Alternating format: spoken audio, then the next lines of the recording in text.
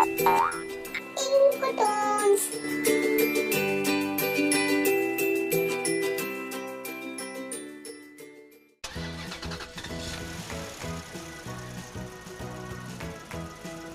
टिंकू, तुम वहां जाके कोई बदमाशी मत करना।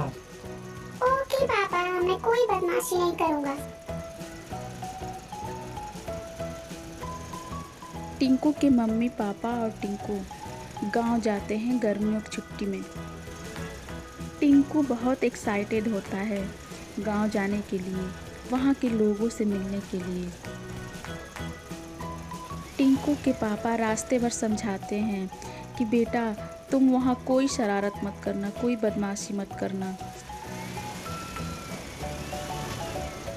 टिंकू रास्ते भर सोचता है कि जब मैं गांव पहुंच जाऊंगा तो वहाँ तितलियों के साथ खेलूंगा और पेड़ पे चढ़ के खेलूंगा। लेकिन टिंकू का गांव शहर से बहुत दूर होता है, इसलिए उसे गांव पहुंचते पहुंचते शाम हो जाती है। इसलिए वो तितलियों के साथ नहीं खेल पाता है।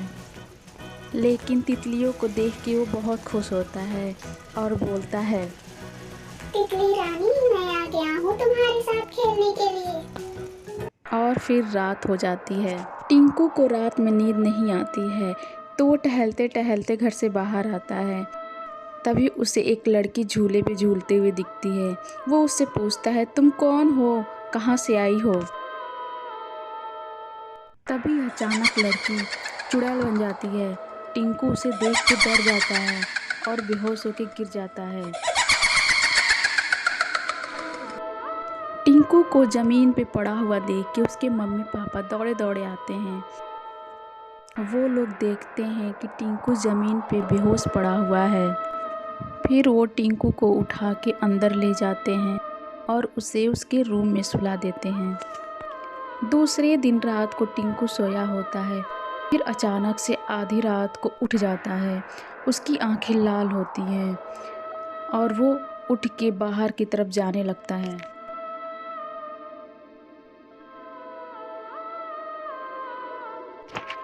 टिंकू उसी झूले की तरफ जाता है जहां उसने चुड़ैल देखी होती है।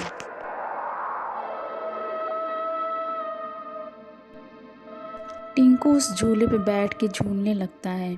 तभी उसके मम्मी पापा आते हैं।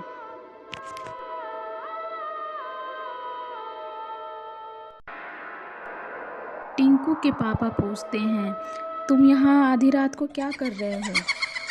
तभी टिंकू चुड़ैल बन जाता है और फिर झूले से गिर के नीचे बेहोश हो जाता है। टिंकू के मम्मी पापा बहुत डर जाते हैं। वो समझ जाते हैं कि चुड़ैल उसके अंदर घुस गई है। टिंकू के मम्मी पापा गांव से एक भूत भगाने वाले आदमी को बुला के लाते हैं।